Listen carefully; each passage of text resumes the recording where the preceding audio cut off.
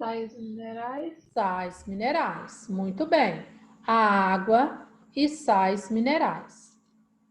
Espera só um pouquinho aqui, que tem gente esperando para poder entrar. Tá. Então, nós temos na célula os compostos inorgânicos, água e sais minerais. E quais são os compostos orgânicos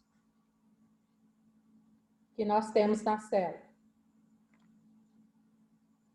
É o carboidrato, lipídio, proteína e o ácido nucleico entra, né?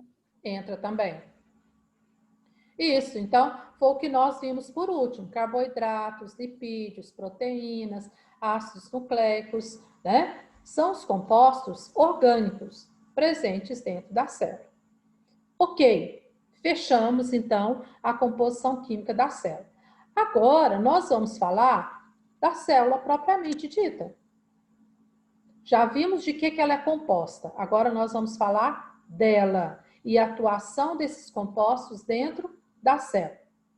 Vamos lá, então, primeiro ano. Se alguém te perguntasse o que é uma célula, qual seria a sua resposta para essa pessoa? Vamos lá.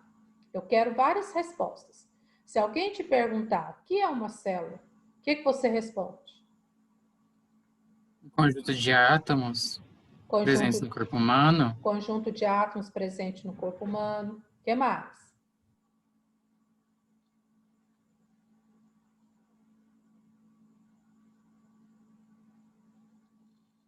Não é só o Eduardo que sabe responder, não. Cadê os outros? O que você responderia se te perguntasse o que é uma célula?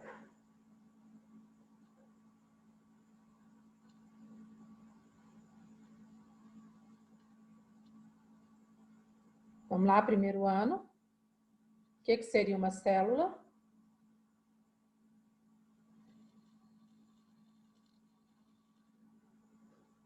Ninguém quer responder? Volta lá quando você estudou célula, lá no ensino fundamental. Primeiro ano, segundo ano, terceiro ano. O que te falaram que é uma célula? Quem lembra? Quando você estudou ciências lá no primeiro, segundo, terceiro ano. O que você aprendeu que é uma célula?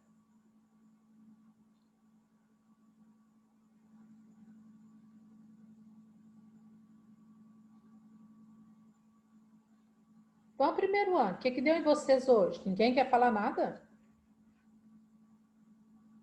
Eu tenho certeza que quando você estava lá, você aprendeu que célula, primeiro conceito, né? A gente aprende que a célula é o tijolinho que forma o nosso corpo. Quem lembra disso? Ó, as células são tijolinhos que vai formar, então, o nosso organismo. Depois disso, você aprendeu que a célula é a menor parte viva de um organismo. Se for separar o nosso corpo e chegar na menor parte viva, nós vamos chegar na célula. Tudo isso está certo. O que o Eduardo falou está certo. Falar que a célula é o tijolinho que compõe o ser vivo está certo. Falar que a célula é a menor parte que forma o ser vivo está certo. Se você pegar qualquer parte do nosso corpo e for separando, nós vamos chegar na menor parte viva, porque átomos não são vivos. Na menor parte viva, que é a célula. Ok, tá tudo certo. Mas o cientista, estudando essa célula com mais detalhe, eles descobriram que a célula não é só a menor parte que forma o ser vivo, mas que a célula é a unidade morfofisiológica de um ser vivo. Unidade morfofisiológica de um ser vivo. Quem vai explicar para nós o que significa essa palavra morfofisiológica? Que é isso?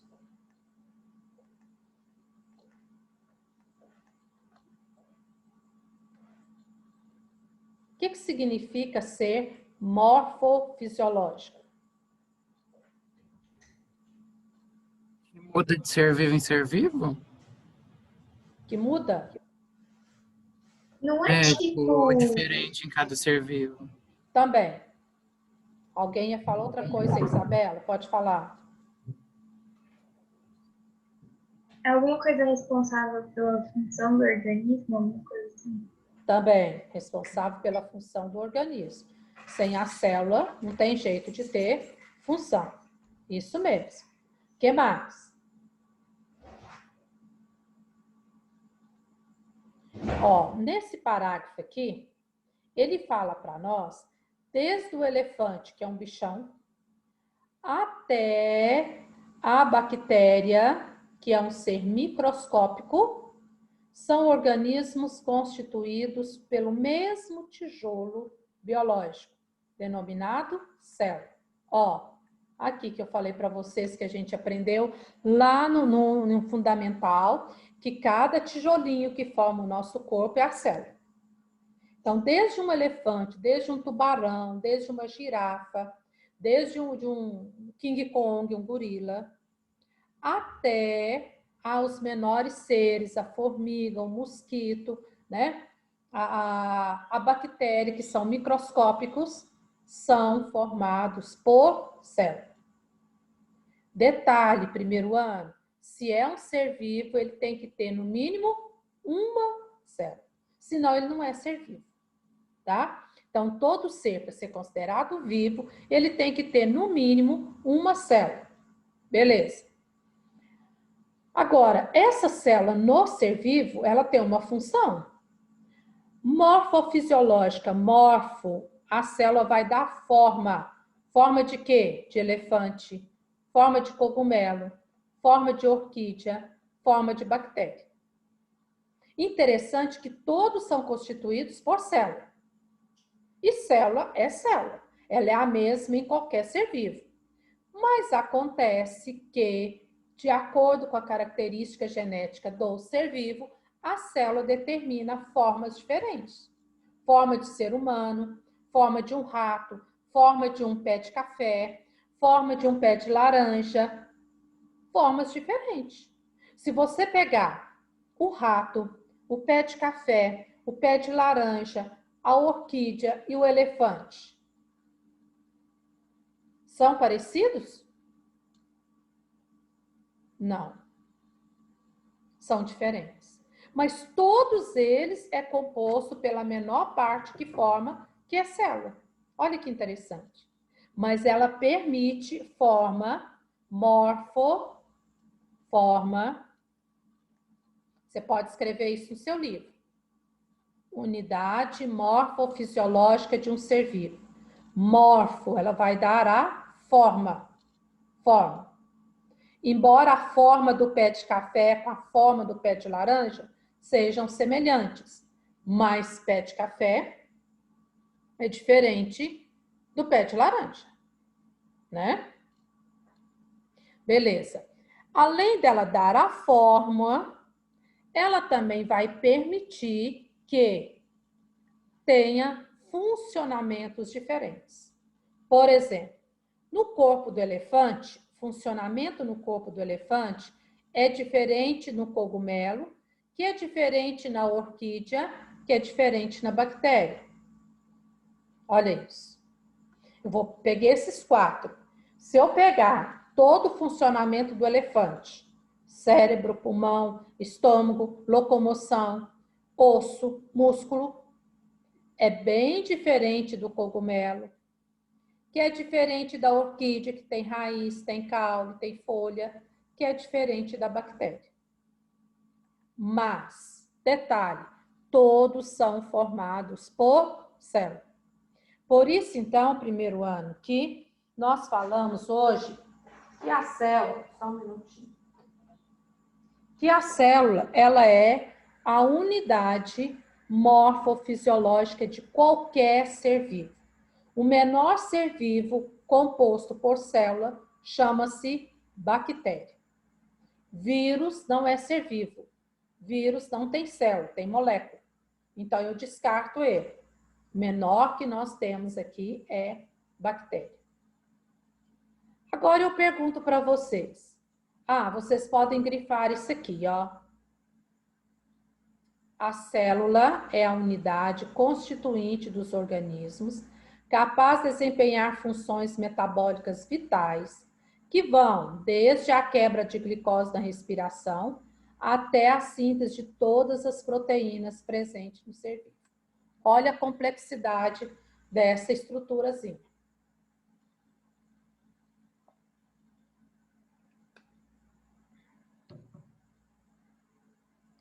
Agora, aqui ele pergunta, você já parou para pensar em quais estruturas compõem as células? Parte da estrutura nós sabemos, que nós acabamos de falar agora. Compostos inorgânicos, compostos orgânicos. Ok, mas como que isso fica dentro da célula? Alguém tem ideia para contar para nós? Como que esses compostos ficam lá dentro da célula? De que jeito? Onde? Eles ficam no núcleo, às vezes se movimentando, às vezes. No núcleo, se movimentando. O que mais? E a célula tem alguma barreira, alguma coisa que fecha, que segura essas coisas lá dentro, gente? O que vocês acham? Alguma coisa que envolve ela para proteger esses constituintes, né? Esses compostos dentro dela? Tem. Porque senão isso ia ficar tudo jogado, tudo esparramado, né? Então é disso que nós vamos falar agora. Ó, você já parou para pensar em quais estruturas compõem as células? Nós falamos, né? Nesse capítulo, nós vamos fazer um mergulho dentro da célula, tá? Nós vamos estudar agora o que é a célula. E dentro da biologia, nós chamamos esse estudo de citologia. Cito célula, logos estudo. Então, por esse trimestre agora, por esse início, nós vamos caminhar na citologia. Estudo da célula. Só que acontece, primeiro ano, que a célula, a maioria delas é microscópica. Uai, alguém já viu alguma célula a olho nu? Existe célula grande que eu posso pegar e ver? O que vocês acham? Só no microscópio. Só no microscópio? Pois eu falo para vocês que existe pouquíssimas células visíveis a olho nu. E uma vocês já viram muitas vezes e não sabem o que é. A gema do ovo. A gema do ovo é uma célula, é o óvulo da galinha. E quando a gente quebra o ovo, a gema a gente vê nitidamente. Então, ela é uma célula visível.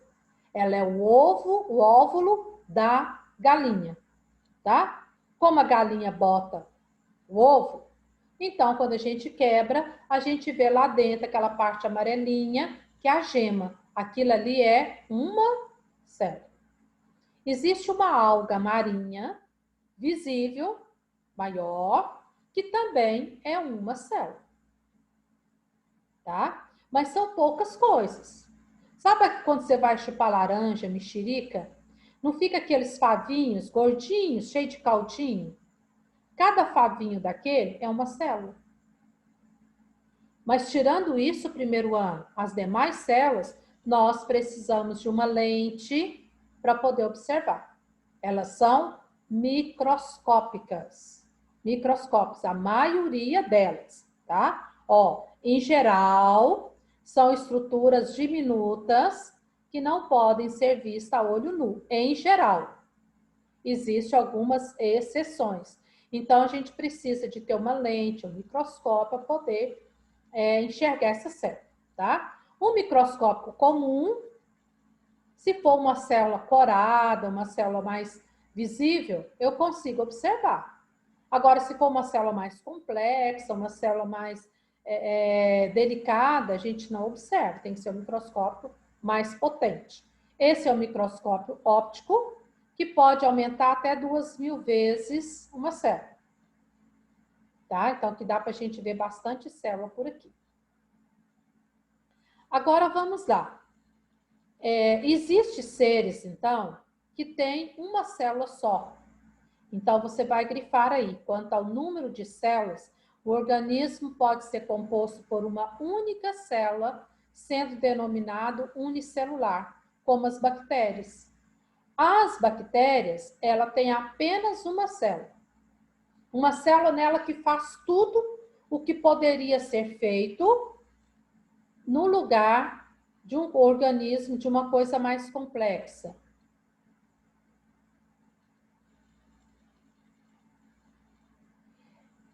Melody, é mais ou menos isso. Eu vou explicar agora mesmo, tá? Agora mesmo eu vou falar disso daí. Então, na verdade, uma célulazinha da bactéria, ela faz tudo que o nosso corpo precisa de fazer. Ela alimenta, ela excreta, ela reproduz, ela respira. Só que tudo que ela faz é com mínimas estruturas. Não é igual o nosso corpo que tem todo um sistema respiratório, um sistema reprodutor, um sistema digestório, é diferente. Lá eu tenho estruturazinhas que faz o papel de estômago, que faz o papel do pulmão, que faz, entendeu? Mini estrutura. Mas nem por isso ela vai deixar de ser um ser vivo igual nós, tendo apenas uma célula. Ok. Existem organismos formados por várias células, que eu chamo de pluricelular. Aqui, ó, a pluricelularidade é uma condição de maior estabilidade para um sistema vivo, tá? Ou seja, quanto maior quantidade de células, mais organização, mais resistência e mais estabilidade. Vocês imaginam, olha, vocês sabem, por exemplo, que as nossas células nervosas, elas vão morrendo com o passar do tempo. A gente nasce aí com milhões dessas células e morre com alguns mil, tá? Então, no decorrer do nosso desenvolvimento até a velhice, grande quantidade de células nervosas vão morrendo. Mas não implica totalmente a função do sistema nervoso. Nós perdemos parte. Vem o Alzheimer, né? Vem o esquecimento, mas não perde toda a função nervosa. Imagine vocês se o nosso sistema nervoso fosse formado de uma célula só e essa célula morresse. Nós não teríamos mais nada ligado à rede nervosa. Olha que trem esquisito. Imagine vocês se o nosso sistema digestório, a nossa digestão, ficasse a cargo de uma célula só e essa célula morresse. Perderíamos a capacidade de digerir os alimentos. Sem contar que a célula do nosso esôfago, elas morrem quase todos os dias e outras estão nascendo. É a vantagem de ser pluricelular. A bactéria, como ela tem uma célula só, se ela morrer, morreu toda a bactéria. Não tem meia bactéria, entendeu? Morre toda. Não é o nosso caso. O nosso corpo, ele pode ir morrendo aos poucos. Você pode perder um rim, por exemplo. Você pode perder um olho, uma visão, uma audição. Você pode perder a força de um lado do corpo. Quantas pessoas têm um AVC? E o pessoal fala, deu derrame, esqueceu, perdeu o movimento de um lado do corpo. Mas eu tenho outro funcionando. Agora, quem é unicelular, não tem jeito. Perdeu, acabou, morreu, perdeu o Playboy. Não é assim que fala? Perdeu. Agora, a vantagem do pluricelular é a estabilidade, tá? Estabilidade. O conjunto de células, ele vai formar os tecidos. Olha, nós temos aqui a organização celular. Menor parte é a célula. Depois da célula, juntando todas as células, eu tenho o tecido. Juntando os tecidos, eu vou ter os órgãos. Juntando os órgãos, eu vou ter os sistemas. Juntando os sistemas, eu tenho o organismo. Este ano, primeiro ano, a gente vai ficar até tecido dessa organização. Vamos ver células e depois tecido. O ano que vem, vocês dão continuidade. Vocês vão ver sistemas, órgãos e todo o organismo. Esse ano, a gente vê de tecido para trás. Nós vimos, então, os átomos que formam a célula, os átomos mais comuns, nitrogênio, carbono, hidrogênio, oxigênio. Falamos das moléculas, os átomos que se unem para formar as moléculas de água, moléculas de carboidrato, moléculas de proteína, moléculas de lipídio, falamos muito nisso. E as moléculas se unem e nós vamos falar agora da célula. Tá, então vamos lá, primeiro ano, a descoberta dessa célula. Para descobrir essa célula foi muito difícil. Não foi fácil a descoberta dela, tá? Olha aqui, em 1663. Nossa, nós estamos em 2021. Quantos anos tem isso, hein? 1663. Robert Hooke, que era um botânico, ele estava estudando casca de árvore. Tirando casca de árvore para poder analisar e poder estudar.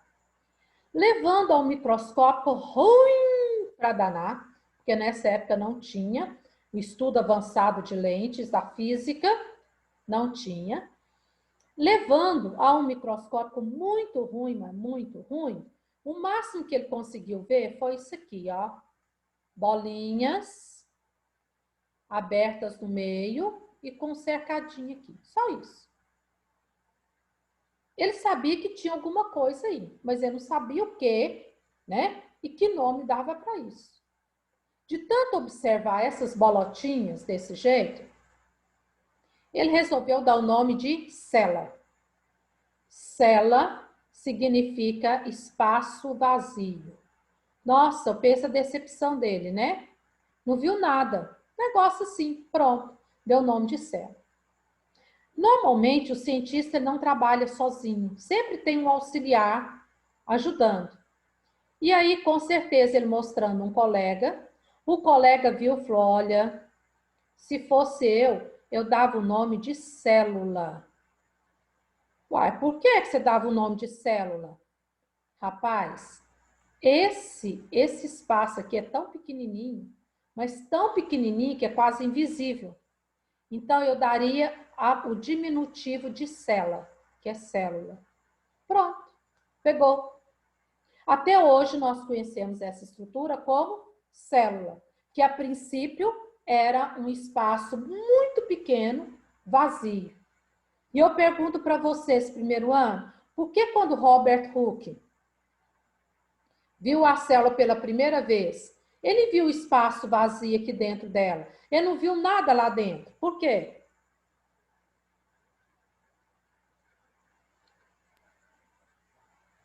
Por causa do microscópio? Por causa do microscópio, não tinha nada que ajudasse. Como se diz, nada estava a favor dele, né? Pronto, ficou assim. Aí, com o passar do tempo, os outros cientistas começaram a estudar e descobriram o que tinha dentro da célula, que é o que nós vamos estudar agora. Mas o pontapé inicial foi Hooke. Ó, estudando a cortiça, que é aquela parte que está na casca do vegetal. Cortiça, sabe as rolhas de vinho? Que tem em garrafa de vinho, aquela rolha lá, é cortiça. É feita da casca do vegetal morto, tá? Então, ele estudou dessa forma. Mas olha aqui, 200 anos depois, dá-lhe tempo, mas deu-lhe tempo. Fazendo pesquisas, esses irmãos alemães, Matias e Theodor, propôs 3 pontos importantes sobre a célula. Primeiro, todos os seres vivos são constituídos por uma ou mais células. Segundo, todas as células se originam de outra pré-existente. Terceiro, célula é a menor forma de vida. Desses três aqui, ele constituiu o que nós chamamos de teoria celular. A primeira, tá certinho, questionável. Todo ser é constituído por uma célula unicelular, mais de uma célula pluricelular, certinho. A célula, ela é a menor forma de vida, também certinho. O complicado primeiro ano foi essa aqui. Todas as células se originam de uma outra pré-existente.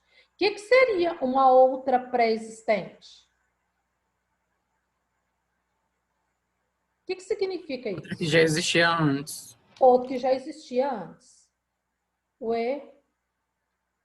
Mas, e como surgiu a primeira? Porque se eu tenho uma célula e ela veio de uma outra antes dela, e como que veio a primeira se não tinha nenhuma antes dela?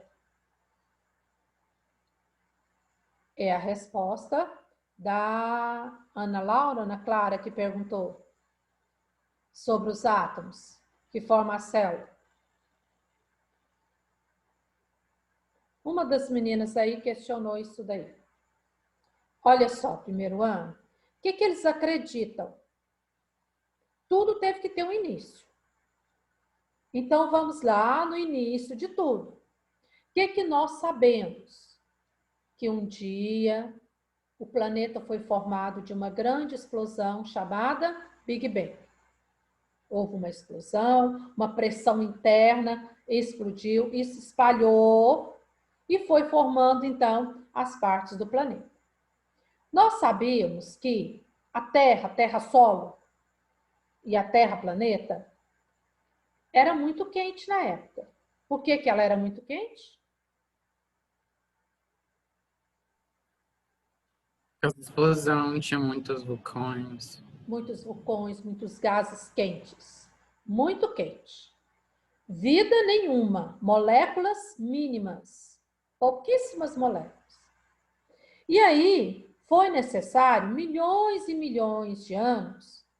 Diz a história que o planeta Terra tem mais ou menos 5 milhões de anos. Mas a vida, a primeira célula viva, surgiu mesmo há 3 bilhões de anos. Então, de 5 bilhões de anos para 3 bilhões de anos, eu tenho aí 1,5 bilhão de anos. Então, diz a história que o planeta Terra ficou sem nenhuma célula viva 1,5 bilhão de anos, para depois surgir a primeira célula viva, que provavelmente foi uma bactéria. Como que isso aconteceu? A Terra era muito quente, tinha poucos átomos ali na Terra. Esses átomos mal se combinavam devido ao excesso do calor, não dava para eles juntar, eles só ficavam espalhados, né? Eles acreditam que a formação do vapor de água no planeta Terra, como era muito quente o planeta, esse vapor de água foi subindo, começou a formar as primeiras nuvens. Vieram as primeiras chuvas. As primeiras chuvas nem chegavam a cair no solo propriamente dito, de tão quente. Ia aproximando, evaporava e voltava. Até que um dia conseguiu formar chuva de verdade.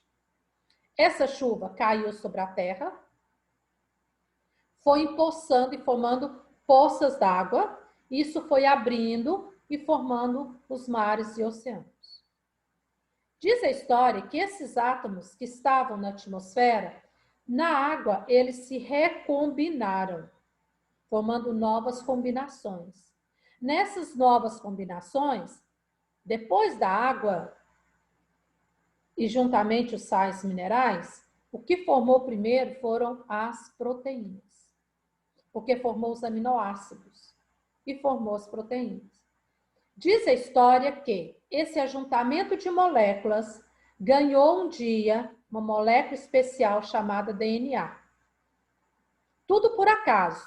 Juntando. Igual você pega um joguinho de Lego e vai montando, por acaso, aleatório, formou o DNA. Quando formou o DNA, aí sim, agora eu falo que é uma célula viva. Que é uma célula viva. Depois ela ganhou um envoltório, tipo uma membrana, uma capa. Pronto. Formou o primeiro ser vivo do planeta Terra.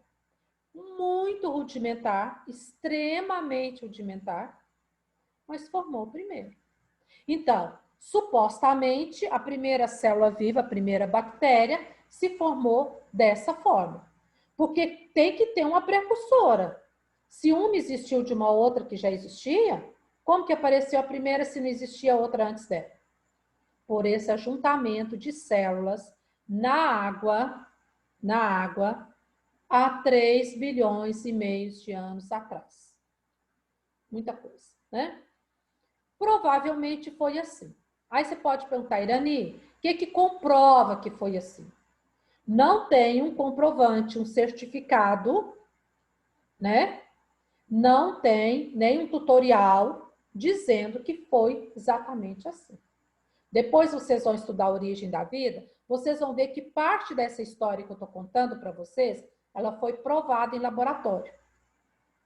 Mas, quando chega na formação do DNA e formando aquele conjunto de moléculas, tornando uma célula viva, o homem nunca viu isso em laboratório.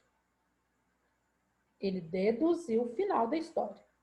Mas até chegar na formação dos aminoácidos, no ajuntamento dos átomos, ele viu isso no laboratório.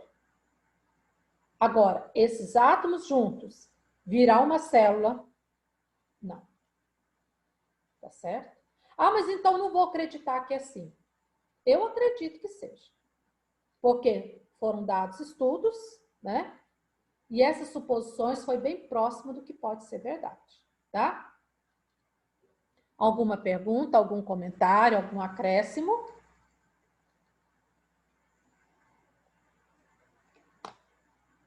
Então, vamos caminhando. Agora, vamos lá. A célula surgiu. Que tipo de célula que surgiu primeiro? Vocês acham que surgiu primeiro uma célula simples ou uma célula organizada? Simples. Por quê? Porque acho que não tinha muito material para se formar uma célula mais complexa.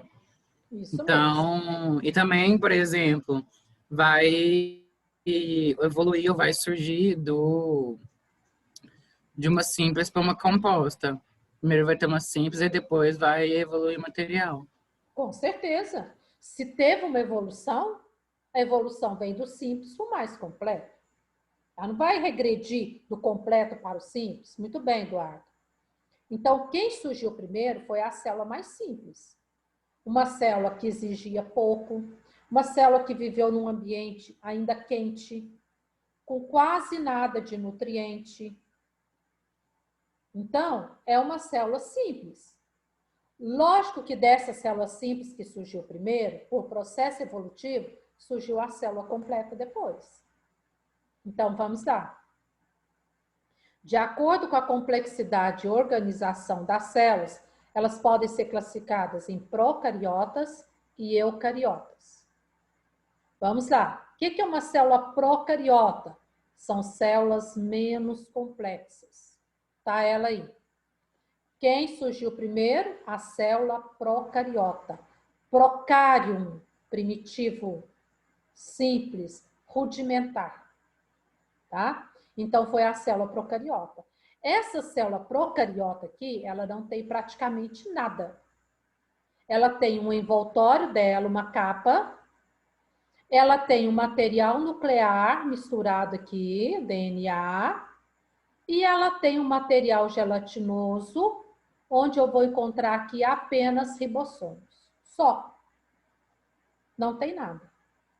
Enquanto, olha a diferença. Enquanto a célula eucariota, eucários, né? Evoluído, complexo, organizado. Eucariota, Olha o tanto de coisa que ela tem. Ela tem muita coisa. E a procariota não tem praticamente nada, tá? Então, nós vamos nessa aqui, né? Não, gente, espera aí, aqui, ó, desculpa. Aqui, célula vegetal, célula animal. Olha só, a diferença delas. Bem diferente dessas duas aqui. Essa aqui é uma cianobactéria, que antigamente era chamada de alga azul, tá? Então, nós vamos falar dela. E aqui é uma célula procariota normal mesmo, certo? Então, aqui nós temos esse processo evolutivo da célula. Olha, os seres que possuem esse tipo de célula são chamadas de procarionte, tá? Procarionte. Então, que tem a célula mais primitiva. Quem são esses seres? Bactérias, cianobactérias, arqueobactérias, que pertencem ao reino Monera. Resumindo o primeiro ano, reino das bactérias. Ó, toda bactéria e família das bactérias tem célula procariota. O resto é tudo evoluído. Então, fica fácil você guardar, né? Você pega todo o grupo de bactéria, célula procariota. E quem não é bactéria, é completo, é eucariota. Então, bactérias e famílias das bactérias, ó, cianobactéria, arqueobactéria, tudo isso pertence ao reino Monera, que é o reino que tem apenas uma célula, e célula primitiva e célula incompleta. Certo? Aí depois eu vejo, então, ó, eucariota, eucário, verdadeiro, completo, complexo, são as células mais complexas. E aqui nós temos, então, as algas para frente, protozoários, fungos, vegetais e animais, os demais seres, né?